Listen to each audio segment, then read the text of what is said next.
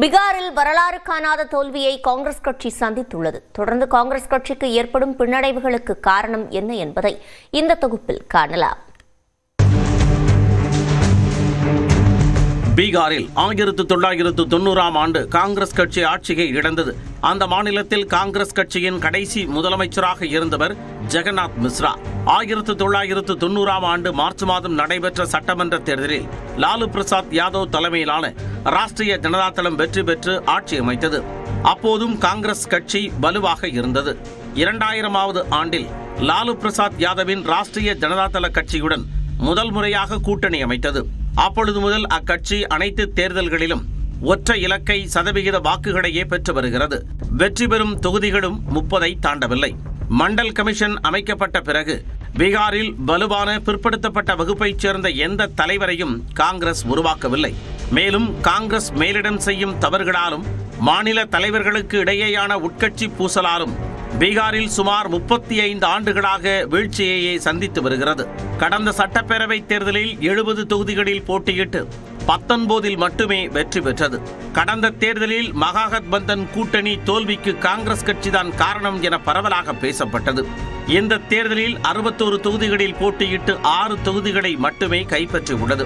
2010ஆம் ஆண்டிற்கு பிறகு பீகாரில் காங்கிரஸ் கட்சி பெறும் மிகப்பெரிய தோல்வி இது.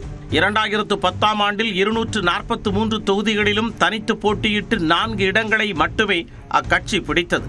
காங்கிரஸ் கட்சி பீகாரின் பிரச்சனைகளான வேலைவாய்ப்பின்மை, இடம்பெயர்வு மற்றும் ஆட்சிக்கு எதிரான அதிருப்தி ஆகியவற்றில் கவனம் செலுத்துவதை விட மத்திய அரசுக்கு எதிரான வாக்கு திருட்டு போன்ற தேசிய பிரச்சனைகளில் அதிக கவனம் செலுத்தியது.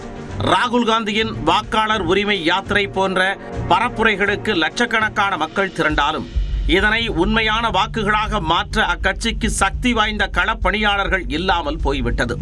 இந்த தேசிய பிரச்சனைகள் பீகாரில் கிராமப்புற வாக்காளர்களிடம் எடுபடவில்லை என்று அரசியல் ஆதரவாளர்கள் கருதுகின்றனர். மேலும் மகாகத்பந்தன் கூட்டணி வெளிப்படையாக ஒற்றுமையை காட்டினாலும் வேட்பாளர் தேர்வின் போது கூட்டணி கட்சிகளிடையே இணக்கமின்மை நிலவியது. குறிப்பாக காங்கிரஸ் மற்றும் ஆர்ஜேடி என 2 கட்சிகளும் சில தொகுதிகளில் வேட்பாளர்களை களமிறக்கின.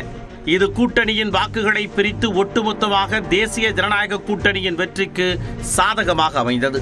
காங்கிரஸ் கட்சிக்கு பீகாரில் ஒரு வலுவான மக்கள் செல்வாக்குள்ள மாநில தலைவர் இல்லாதது தொடர்ந்து பெரிய பலவீனமாகவே இருந்து வருகிறது. தேர்தலை வழிநடத்த ஒரு ஆற்றல் மிக்க முகம் இல்லாதது கட்சியின் வாக்கு சேகரிப்பு திறனை பெருமளவு குறைத்து வருகிறது. அடிமட்ட அளவில் கட்சியின் அமைப்பு சிதைந்து போய் உள்ளது. இதனால் தேர்தல் பரப்புரைகளை சரியான முறையில் கொண்டு செல்லவோ அல்லது வாக்காளர்களை பூத்துகளுக்கு அழைத்து வரவோ முடியவில்லை. சீமாஞ்சல் போன்ற இஸ்லாமியர்கள் அதிகம் வசிக்கும் பகுதிகளில் அசாதுதீன் ஓவைசியின் ஏஐஎம்ஐஎம் கட்சி மீண்டும் வலுப்பெற்றுள்ளது. ஏஐஎம்ஐஎம் கட்சி மகாகத்பந்தன் கூட்டணிக்கு வர விருப்பம் தெரிவித்த போதும் அதனை கூட்டணி நிராகரித்துவிட்டது.